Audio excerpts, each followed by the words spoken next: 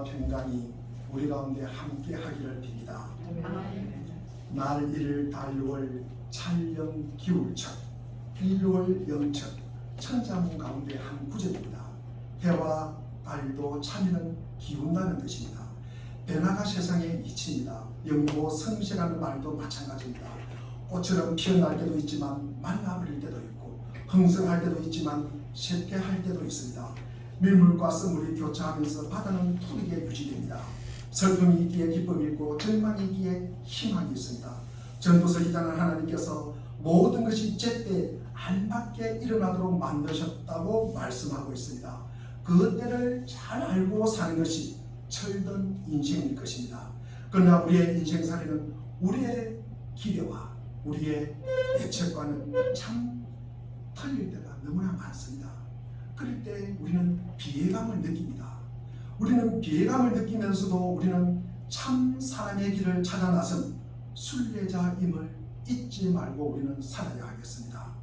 머리 한 가닥도 머리에 두는 여자에 따라서 그 의미와 가치가 달라집니다. 머리가 없는 사람이 그 머리 한 가닥이 머리두상에 남아있다면 그 머리가 참으로 귀한 머리 한 가닥입니다. 그러나 그 머리가 반찬에 그리고 국에 들어있다면 그 머리카락은 참으로 귀찮고 더러울 수밖에 없습니다. 이게 바로 상대성 이론입니다. 말에도 상대성 이론이 적용되는가 봅니다. 똑같은 말 한마디이지만 칭찬과 격려의 말은 수많은 말 속에 파묻혀서 아주 적게 보입니다. 그러나 비판과 조롱과 비호성과 반대의 말 한마디는 수많은 말 속에 파묻혀 있지만도 이것이 꿈틀꿈틀 커져가지고 엄청나게 크게 우리에게 다가옵니다. 그래서 마태복음 7장에 보면 비판하지 말라고 합니다. 비판의 배후에는 개인과 공동체를 무너뜨리는 사탄의 전략입니다. 왜냐하면 비판도 귀한 가치가 있는 선한 도구가 있지만 너도 나도 자기 이익을 지키는 악한 도구에 비판은 주로 사용되고 있습니다. 느헤미야 3장은 누가 들보를 얹고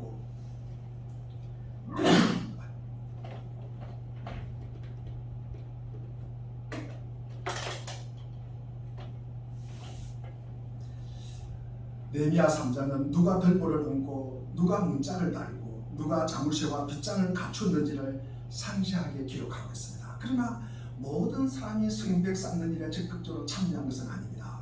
아마 어떤 되기를 좋아하는 디오드레베 같은 사람들, 즉 귀족들은 참여하지 않습니다. 자신의 신분에 대한 중요성이 사라지는 데 대한 두려움 때문일 것입니다. 산발락과 그리고 그를 지지하고 응원하는 이 도비아의 반응은 점점 가면 갈수록 거칠어집니다. 그리고 위협적입니다. 험담과 멸시로 이스라엘 백성뿐만 아니라 하나님 여호와께 대한 무시로 이어집니다. 하나님이 없다. 우리 시편 4절에 보면 이런 사람들을 악인이라고 기록하고 있습니다. 그리고 시편 14편 1절이나 우리 53편 1절에 보면 하나님이 없다 하는 자들을 어리석은 자라고 기록하고 있습니다. 오늘 보면 느헤미야 4장은 성 쌓는 일입니다. 하나님의 일을 열심히 합니다. 그런데 비호성과 조롱과 엄청난 반대에 부딪힙니다. 오늘 우리 본문 1절을 한번 읽어보겠습니다. 1절입니다. 시작. 산발락이 우리가 성을 건축한 땅을 두고 크게 분노하여 유다 사람들을 비웃었다. 예, 2절을 갖다가 이어서 읽겠습니다. 시작.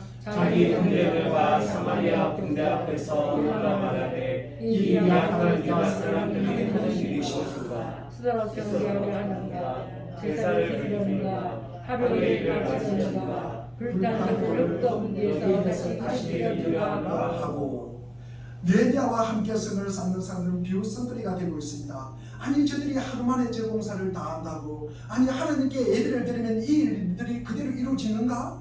다 이 불타버린 벽돌 보잘것없는 재료를 가지고 저 어마어마한 공사를 어떻게 한단 말인가? 3절에도 보면은 이 도비아라는 사람이 또 암몬 사람 도비아가 한마디 그대로 씁니다. 다시 쌓으면 뭐합니까? 돌로 쌓으면 뭐합니까? 여우 한 마리가 올라가도 아마 무너지고 말 것입니다. 도비아라는 사람은 한술 들어떠서 조롱을 합니다. 여우가 올라가도 무너지겠다. 저는 어처구니 없는 일을 하고 있다니 저런 바보 같은 사람들이 다 있나? 우리가 생산적인 비판을 할 수가 있습니다. 그것은 이 비판의 동기가 사랑이어야 합니다. 그리고 비판의 목적이 무엇입니까? 그 상대방을 도와주는 것입니다. 아주 긍정적입니다. 그리고 적절하고 바른 수단과 방법 안에서 이루어지는 비판을 말합니다. 그러나 우리가 파괴적인 비판도 있습니다. 이 비판은 그 그릇된 동기에서 때로는 시기하고 질투의 동기에서 시작됩니다. 부정적인 목적으로 비판합니다. 끌어들이기 위해서 하는 비판입니다. 그리고 잘못된 방법, 부정적인 방법으로 수단으로 이루어지는 비판을 말하고 있습니다. 오늘 본문에서 성을 쌓는 일을 비판하는 사람들은 파괴적인 비판을 한 것입니다. 그리고 그들은 성벽 쌓는 이 성벽 건축만 방해하는 것이 아니라 하나님이 도우시고 허락하신 사역을 비판했으므로 사실은 하나님을 향해 비판하고 있는 것입니다. 어떤 사람들이 이러한 비판을 하고 있습니까? 오늘 본문에 보니까 산발락과 도비아가 등장을 합니다. 산발락과 도비아로 시작된 이 비판이 점점 뒤에 퍼져갑니다. 그리고 사람들의 비판이 동조하는 사람들이 거기에 늘어간다는 것입니다. 파괴적인 비판을 하는 사람들은 기를 쓰고 자기들의 세력을 갖다가 모읍니다. 엄청나게 우리 오늘 본문 7절 말씀을 보면은 우리 7절 말씀을 한번 읽어보겠습니다. 시작. 산발락과 도비아와 하나님의 사람들과 암몬 사람들과 아스돗 사람들이 예루살렘 중수되어 거룩한 일들이 되고 퍼져나가는 마음을 두고 심히 분노하다. 처음에는 산발락과 도비아만 나타났는데 이번에는 산발락, 도비아뿐만 아니라 아람 사람, 아라비아 사람, 암몬 사람과 아스돗 사람들 이런 사람들도 등달아서 함께 모여서 숫자가 부리면서 자기들이 성 쌓는 일을 보고 분노하였대요. 이런 우리 중에 한 사람이 됐다는 것은 얼마나 참 불행한 일입니까? 우리가 남을 못 살게 구는 이 파괴적인 비판에 우리가 동조하는 사람 중에 한 사람이 된다는 것은 이것은 우리 인생에 얼마나 비극적인 일이 되겠습니까? 이런 비판과 반대와 부정적인 말 그리고 조롱과 비웃음을 받으면 어떻게 되겠습니까? 그렇게 되면 기운이 빠져가지고 할 의욕이 상실되는 것입니다. 오늘 우리 10절 말씀을 한번 읽어보겠습니다. 10절은 시작. 유다는 사람들을 이르기를 너희가 아직도 많거늘 짐을 가는 자의 힘이 다 빠졌으니 우리가 성을 꽉하지 못하리라 하고. 성 쌓는 사람들은 주위의 조롱과 비웃음의 영향을 받아서 할 일이 아직도 많이 남아있는데 힘이 다 빠졌대요. 여러분들도 아마 그런 경험을 한 적이 있습니까? 여러분이 어떤 중요하고 큰 일을 하려고 잔뜩 미루고 있는데 누군가가 와서 한참 그 일에 대해서 헐뜯고 갑니다. 열매가 없대요. 그러니 힘이 다 빠져요. 할 의욕이 상실됩니다. 열심히 주를 섬기려고 혼신을 힘을 다해서 우리가 노력하는데 그것이 밥 먹여주냐라고 비판을 합니다. 그래서 힘이 다 빠져버리는 아마 경험이 있을 것입니다. 마귀의 전략 가운데 하나가 김배기 작전입니다. 성령의 사탄은 항상 하나님의 백성들이 의욕을 상실하게 하고 그리고 살 소망을 버리게 하는 것은 사탄의 전략입니다. 반면에 우리 하나님은 하나님의 백성들이 언제나 살 수 있도록 새 힘을 부여하는 것입니다. 우리 이사야 40장 우리 28절과 31절 말씀을 보면은 제가 세 번역으로 읽어보겠습니다. 너는 알지 못하느냐 너는 듣지 못하느냐 주님은 영원하신 하나님이시다. 땅 끝까지 창조하신 분이시다. 그런 피곤을 느끼지 않으시며 지칠 줄 모르시고 그 지가 무궁하신 분이시다. 피곤한 사람에게 힘을 주시고 기운을 잃은 사람에게 기능을 주시는 분이시다. 비록 젊은이들이 피곤하여 지치고 장년들이 맥없이 비틀거려도 오직 주님을 소망으로 삼는 사람은 새 힘을 얻으리니 독수리가 날개를 치며 솟아올라갈 것이고 뛰어도 지치지 않고 그래도 피곤하지 않을 것이다. 새 힘을 더하시는 하나님이십니다. 하나님은 언제나 우리에게 새로운 능력과 힘을 주시는 분이십니다. 여러분이 반대나 조롱이나 비판에 부딪혀 힘이 다 빠져도 무력감 속에 빠졌던 경험이 있었다면 꼭 기억하십시오. 그러한 교회는 항상 사탄이 역사하고 있음을 꼭 기억하시기를 바랍니다. 두 번째로 우리 비판과 반대의 말 그리고 조롱과 비웃음을 받으면 어떻게 되겠습니까? 낙심하게 됩니다. 우리 10절 하반절에 보니까 그들은 힘이 다 빠졌을 뿐만 아니라 성을 건축하지 못하리라 하고 낙심하고 절망하고 낙담하고 있습니다. 한 번 제대로 힘써보지도 못하고 한 번 삿발도 잡지 못하고 나 졌어. 나 할 수 없어. 우리에게 너무나 벅찬 일이야. 이것은 우리의 능력 밖이야. 이 놀라운 사실을 우리가 감당할 수 없어. 이렇게 노래를 부르고 다닙니다. 그들은 포기해버리고 싶은 유혹을 받은 것입니다.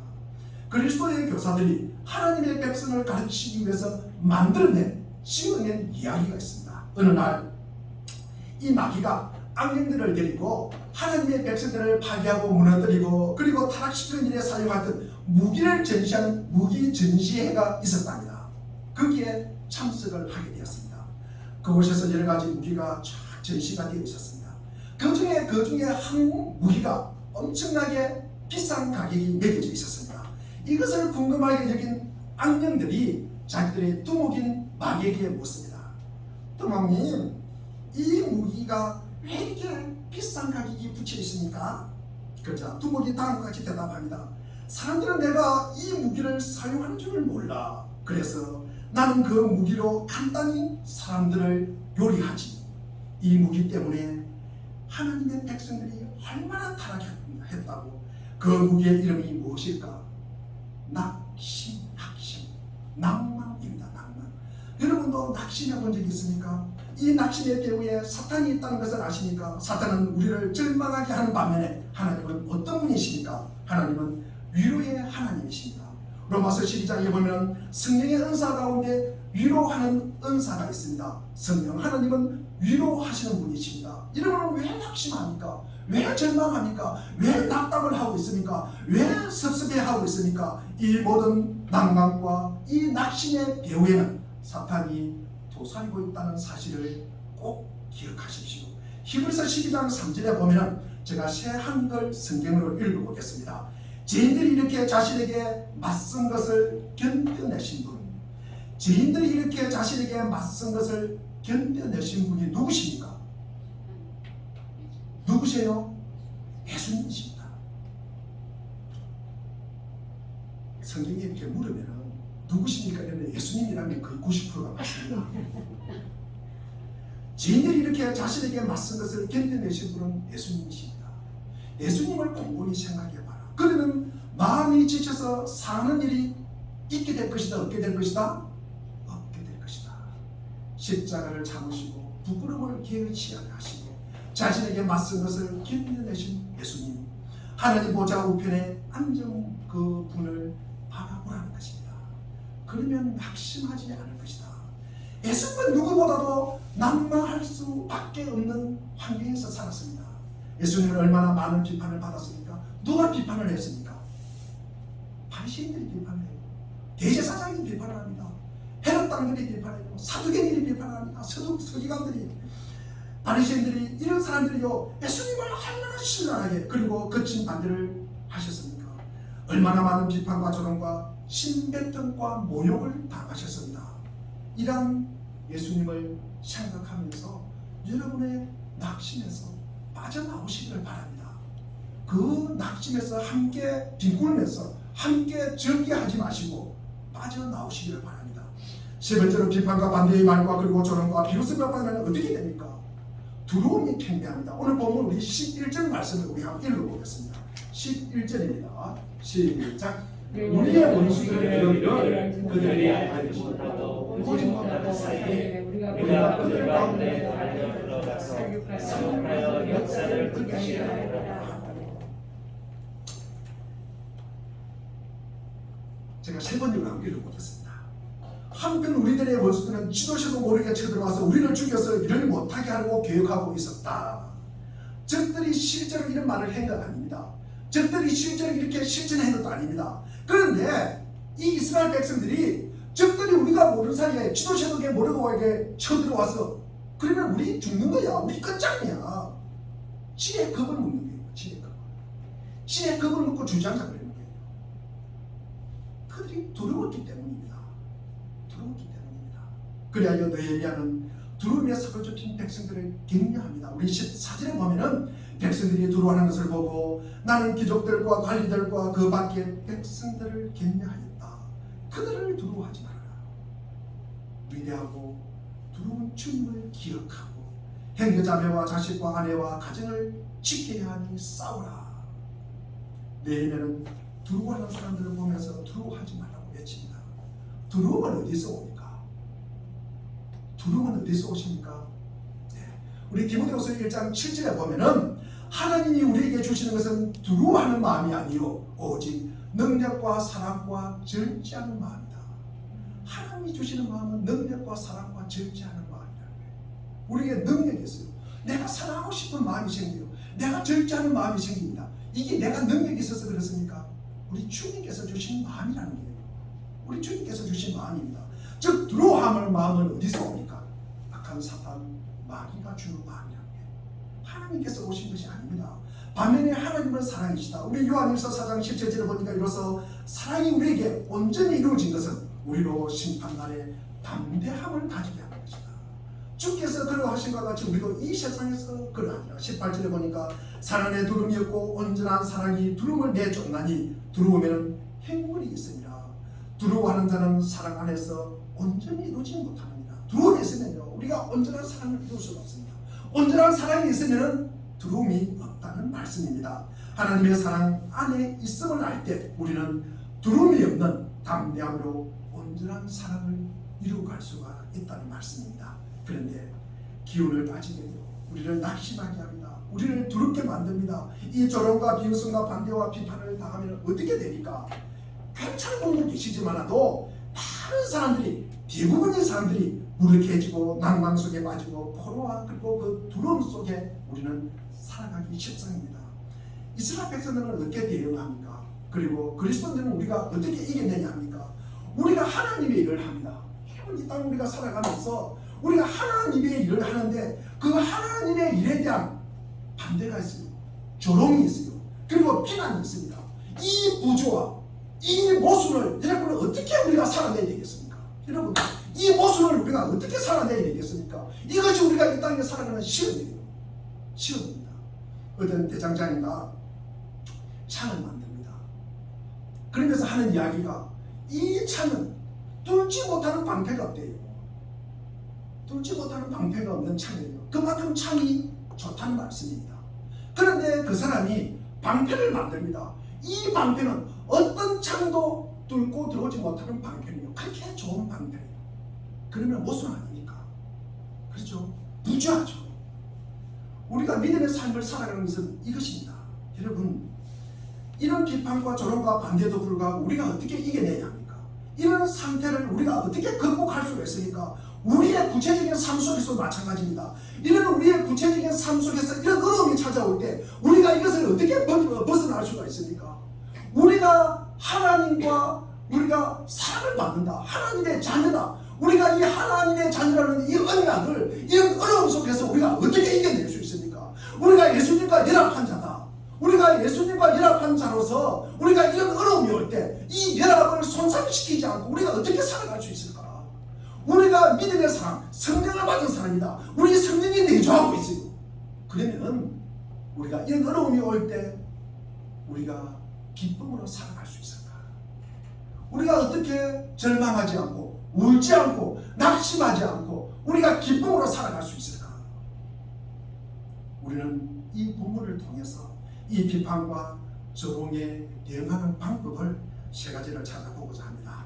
우선 기도하라입니다. 우리 오늘 본문 4절을 한번 읽어보겠습니다. 4절입니다. 자, 시작. 우리 하나님이여 들으시옵소서. 우리가 오직 능력을 하나이다. 원하는 그들이 욕하는 것을 자기의 머리에 불리사 너라그들이가 되어 이방의 사람을 잡게 하시고. 본문 우리 1절부터 우리 3절까지 봤습니다. 비웃음을 당한 느헤미야가 제일 먼저 한 것이 무엇입니까? 기도입니다. 기도. 자기들이 비웃는 자를 향하여 같이 비웃거나 그리고 맞선 것이 아닙니다. 많은 경우에 우리가 잘못한 것이 없는데 우리가 하나님의 일을 하는데 이런 비판을 당한다. 우리는 맞서서 싸우고 싶어합니다. 맞서서 돌팔매질을 던지고 그리고 욕하고 싶습니다. 얼마나 자기가 잘못한 것이 없는데 이런 일이 생기니까 할 말이 많겠습니까? 얼마나 하고 싶은 일이 많겠습니까? 안 그래도 말이 많은데 얼마나 하고 싶은 말이 많겠습니까? 그러나 싸우면 문제의 해결이 있기보다는 오히려 우리가 더 어려운 궁지에 몰리는 경우가 많습니다. 수발츠 박사가 아프리카로 갈 때 사람들에게 남긴 말입니다. 선한 길을 갈 때 사람들이 돌멩이를 치워줄 것을 기대하지 말아라. 느헤미야는 대응하지 않았습니다. 누가 잘하는지 못하는지를 따지지 않았습니다. 그렇다고 염려 속에 빠져서 좌절만 하고 앉아있지 않았습니다. 그는 문제를 가지고 하나님 앞에 나아갔습니다. 우리 하나님이여 들으시옵소서. 그리고 자기 마음속에 있는 이 분노, 그리고 자기 마음속에 끓어오르는 이 절망, 그리고 모든 괴로움을 하나님 앞에 쏟아 부었습니다. 느헤미야는 빌보서 4장에서 말씀하는 이 하나님의 말씀의 비밀을 알고 있는 사람이었습니다. 아무것도 염려하지 말고 다만 모든 일에 기도와 간구로 너희 구할 것을 감사함으로 하나님께 아뢰라. 염려해도 소용없습니다. 우리의 삶에 고난이 있어요. 문제가 있습니다. 그러면 어떻게 해야 합니까? 느헤미야처럼 하나님 앞으로 우리는 들고 나가야 하는 것입니다. 모든 문제의 해결자 되신 그분께 나아가 모든 문제를 쏟아 놓으시기를 바랍니다. 모든 것을 숨김없이 다 이야기하십시오. 하나님께서 해결해 주실 것입니다. 우리는 기도의 승자 조지 물리를 잘 압니다. 이분이 무릎으로 인생의 싸움을 싸우는 것을 배우지 못한 사람, 다시 무릎으로 인생의 싸움을 싸우는 것을 배우지 못한 사람은 아직도 기독교 신앙의 ABCD도 모르는 사람이다. 둘째로 이런 비판과 조롱과 반대도 불구하고 어떻게 이겨내야 합니까? 현 상황에서 최선을 다해야 합니다. 느헤미야는 기도만 하고 게으르게 누워있지 않았습니다. 그는 기도하면서 마땅히 해야 할 일을 최선을 다해서 하였습니다. 다시 말하면 그는 기도하면서 현 상황에 최선의 노력을 다하였습니다. 우리 느헤미야 9장의 말씀을 예꿀 것입니다. 우리 느헤미야 4장 9절 말씀을 우리 한번 읽어보겠습니다. 우리 9절입니다. 9절 한번 읽어보겠습니다. 시작. 우리가 우리 하나님께 기도하며 그들로 말미암아 가슴을 들고 주야로 경배하는데, 기도하면서 성백 쌓고 기도하면서 지키는 것입니다. 기도만 하는 것이 아니라는 말씀입니다.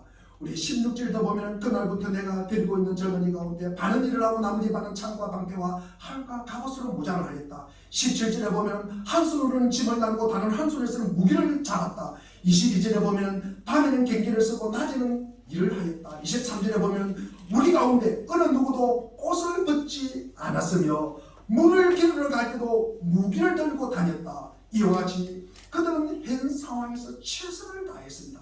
기도는 인간의 노력을 배제하지 않습니다. 한번 따라하겠습니다. 기도는 인간의 노력을 배제하지 않는다. 기도는 인간의 노력을 배제하지 않는다. 기도는 인간의 노력을 배제하지 않습니다. 그들은 기도하면서 일을 했습니다. 기도와 일은 분리할 수가 없는 것입니다.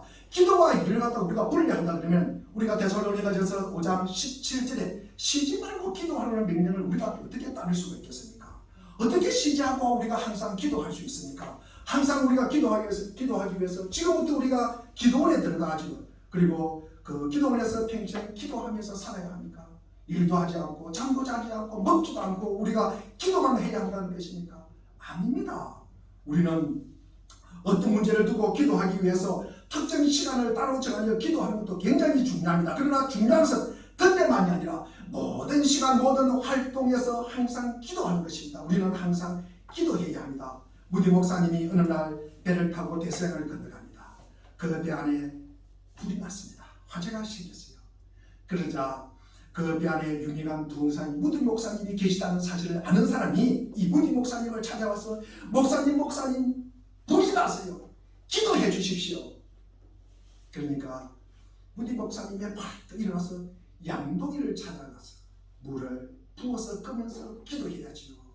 만약 그때 무디 목사님이 그 사람의 요청대로 배 뒤편에서 기도만 하고 있었다면 어떻게 되겠습니까? 불을 켜면서 우리는 기도할 수 있는 것입니다. 우리는 운전하면서 기도할 수 있는 것입니다. 우리는 걸어나가면서 기도할 수 있는 것입니다. 그래서 우리는 항상 기도해야 합니다. 기도와 삶이 분리되어서는 안 되는 것입니다. 기도는 결코 우리 인간의 노력을 배제하지 않습니다. 우리는 해야 할 일을 더 잘하기 위해서 기도하는 것입니다. 이것이 기도의 참된 의미입니다. 참된 기도란 기도하기 때문에 우리를 아무것도 하지 않게 만드는 것이 아니라 기도하기 때문에 우리가 해야 할 일을 더 잘하게 만드는 것입니다. 우리는 기도 때문에 우리를 아무것도 하지 않게 만드는 것이 아닙니다. 우리가 해야 할 일을 더 잘하게 하기 위해서 우리는 기도하는 것입니다. 그러므로 문제를 두고 기도할 때 그 문제를 해결하기 위해서 현 상황에서 우리는 늘 최선을 다하십시오. 세 번째로 이런 비판과 조롱과 반대에도 불구하고 어떻게 이겨냅니까? 크고 들어오신 우리 하나님을 기억하고 바라보는 것입니다. 우리 14절에 보면은 백성이 들어가는 것을 보고 나는 귀족들과 관리들과 그 밖의 백성들을 격려하였다. 그들을 두려워하지 말아라. 크고 위대하고 크고 들어오신 주님을 기억하고 바라보라는 것입니다. 여러분의 하나님은 크신 하나님이십니까? 작은 하나님이십니까? 느헤미야는 지금 문제 앞에서 당황해서 어쩔 줄 모르는 백성들을 위해서 여러분 크신 하나님을 기억하십시오. 여러분 크신 하나님을 바라보십시오. 우리에게 어떤 어려운 일이 닥쳤을 때 만일 그 문제가 우리 주님보다 더 크게 보인다면 정말로 그것이 문제입니다. 그러나 느헤미야는 문제보다는 주님이 더 크다는 사실을 확신합니다. 불신앙은 문제를 극대화시키지만 신앙은 주님을 더 크게 보여주는 것입니다. 조그만 일만 생기도 목사님 아이고 목사님 큰일 났어요. 이렇게 말하는 분이 더 큰일입니다. 사실 한편 불가사의한 극한 상황을 닥치는데도 제게는 하나님이 계시는 거예요. 하나님이 계시잖아요. 담담하게 그 상황을 맞이하는 사람들도 있습니다. 그들은 문제보다 주님을 더 크게 보기 때문입니다. 이스라엘 백성들이 가나안 땅에 들어가기 전에 그 땅이 어떤 땅인지를 알아보기 위해서 각 지파에서 한 사람씩 12명 전당꾼을 만들어서 가나안 땅을 들여보낸 일이 있습니다. 돌아와서 10명이 이런 이야기를 합니다. 민수기 13장 32절에 보니까 우리가 탐지하려고 두루 다녀본 그 땅은 그곳에 사는 사람들을 삼키는 땅이에요. 땅이 사람들을 삼킨대요. 또한 그 땅에서 본 백성들은 키가 장대하다. 키가 장대 같은 사람들이에요. 아니 땅이 사람들을 삼키는데 사람이 작으면 사람이 삼킬 수도 있는데 사람이 장대 같은 사람, 여러분 앞뒤 안 맞는 말을 하잖아요. 땅이 사람들을 삼킨다 그래놓고 그 사람들은 또 장대 같아요. 장대 같아요. 이것은 핑계잖아요. 핑계. 앞뒤가 안 맞는 말이잖아요. 33절에 보면은 거기에 우리는 네피림 자손을 보았다. 네피림이 아마 큰가 봅니다. 우리는 스스로 보기에 뭐 같다? 메뚜기 같다 그러잖아요. 메뚜기 같다. 그러나 하나님의 관점으로 이 모든 상을 본 두 사람 여호수아와 갈렙은 민수기 14장 8절에 보니까 주님께서 우리를 사랑하신다면 그 땅으로 우리를 인도하실 것입니다. 젖과 꿀이 흐르는 그 땅 우리에게 주실 것입니다. 9절에 보니까 여러분 그 땅 백성을 두려워하지 마십시오. 그들은 우리의 뭡니까? 밥이라 밥. 그들은 우리의 밥이라. 그들의 보고자는 사라졌습니다. 떠났습니다. 주님께서 우리와 함께 계시니 그들을 두려워하지 마십시오. 여호수아와 갈렙은 그 땅의 거인들보다 하나님이 훨씬 크다는 사실을 보고 온 것입니다. 하나님께서 아브라함에게 자식을 주시겠다고 약속합니다. 그런데 아무리 기다려도 자식이 안 생겨요. 그래서 그들이 절망합니다.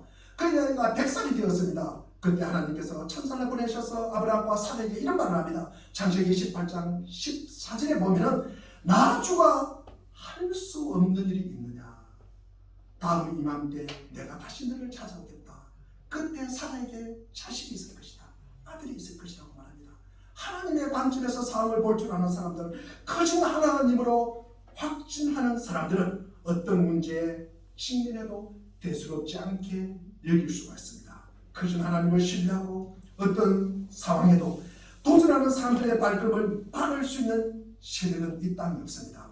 크신 하나님을 항상 바라보며 하나님이 나와 함께 하신다는 사실을 믿는다면 내 주위의 사람들이 어떤 비판을 가하고 그리고 조롱하고 비웃어도 우리는 크게 외칠 수 있을 것입니다. 나는 아무것도 염려하지 않습니다. 나는 아무것도 염려하지 않습니다. 예수님도 늘 하나님을 바라보았습니다. 예수님처럼 핍박받고 반대와 그리고 조롱과 비웃음을 당하신 분이 어디 있습니까? 그분은 그러한 문제들을 끌어안고 하늘을 우러러 하나님께 기도하였습니다. 그분이 가셔야만 했던 십자가 그 길을 향하여 뚜벅뚜벅 걸어가실 분, 모든 비웃음과 고난을 하나님께 맡기셨습니다.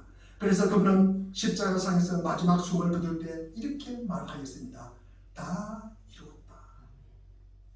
하나님의 말씀에 온전히 따라갔기 때문에 다 이루신 것입니다. 14절에 백성이 두려워하는 것을 보고 느헤미야는 그들을 두려워하지 말아라. 위대하고 크신 이 하나님을 기억하라고 했습니다. 사실 우리가 두려워해야 할 대상이 주님이십니다. 그런데 우리는 하나님은 오히려 두려워하지 않고 환경을 더 두려워하고 상황을 더 두려워하고 사람을 더 두려워하고 베리그라는 것을 더 두려워합니다. 여러분 한번 생각해 보십시오. 내 삶을 끝까지 책임지시는 그분을 두려워해야 되는 거 아닙니까? 내 삶의 생사화복을 주관하는 그분을 우리가 더 두려워해야 되는 거 아닙니까? 나와 상관없는 사람을 두려워하는 것이 아니라 나와 상관이 있고 나의 처음이요 나의 마지막이요 알파와 오메가 되신 그분을 더 우리가 두려워해야 되는 거 아닙니까? 우리가 늘 그분을 바라보십시오. 우리가 그분을 우리가 늘 기억하십시오. 우리가 이 땅을 살아가면서 내 남편, 내 아내, 내 자식, 내 친구의 말이 더 선명하게 나에게 기억되고 나에게 남아있다면 그 사람들이 하나님보다 훨씬 큰 사람들입니다. 그것은 맞는 말입니다. 흔히 우리 사회를 가리켜서 포스트 트루트 시대, 탈진시대 시대라고 합니다. 요즘 사람들은 전통적인 매체, 신문이나 방송보다는 소셜미디어인 SNS를 통해서 정보를 더 많이 얻습니다.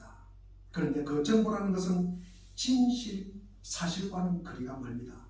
성향이 비슷한 사람끼리 주고받는 정보들은 우리 속에 확정 편향을 강화시키는 것입니다.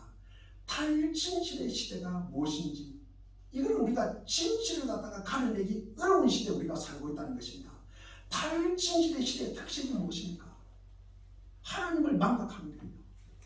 하나님을 없다고 하고 살아가는 세상입니다. 마치 이 하나님이 계시지 않는 듯 우리가 말하고 실천하고 살아가는 것입니다.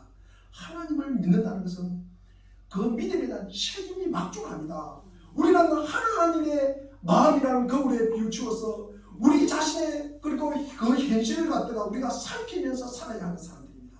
그러나 믿는 이조차도 하나님의 뜻을 제쳐놓고 진정 논리에 따라서 세상을 바라보는 것 같아서 너무나 안타깝습니다. 지금 조롱과 비판보다는 우리가 먼저 찾아야 할 것은 분별입니다. 조업을 세우고 그리고 공동체와 개인의 삶을 세워가기 위해서는 사랑이 동기가 되어야 하고 사랑하기 때문에 현실을 직시하는 분별 있는 시각이 꼭 필요합니다. 영성이 우리가 깊어진다는 것이 무엇입니까? 영성이 깊어진다는 것이 무슨 뜻입니까?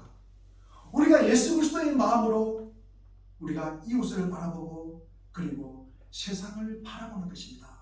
강자에게 동화되어서 그들의 눈으로 세상을 바라보는 순간 우리는 하나님의 마음으로부터 멀어지는 것입니다. 우리가 경외심을 갖고 우리가 인정해야 할 것이 있습니다. 역사는 인간의 손에 딸린 것 같지만 실은 하나님의 뜻 안에 있다는 사실을 우리가 꼭 기억하셔야 됩니다. 느헤미야가 이 메시지를 듣고 느헤미야의 메시지를 듣고 이스라엘 백성들은 하나님을 다시 보기 시작합니다. 우리 오늘 15절 말씀을 우리가 한번 읽어보겠습니다. 15절입니다. 시작. 우리 형제들이 우리가 그들의 의도를 눈치챘다함을 들으니 하나님이 그들에게 대하셨으므로 우리가 성경에 돌아와서 각각 일하리라. 세 번째 보니까 우리는 모두 성벽으로 돌아와서 저마다 하던 일을 계속하였다. 비호성과 조롱과 협박으로 할 의욕이 사라졌는데 느헤미야의 말을 듣고 할 의욕이 생겼어요. 할 소망이 생겼다는 말씀입니다.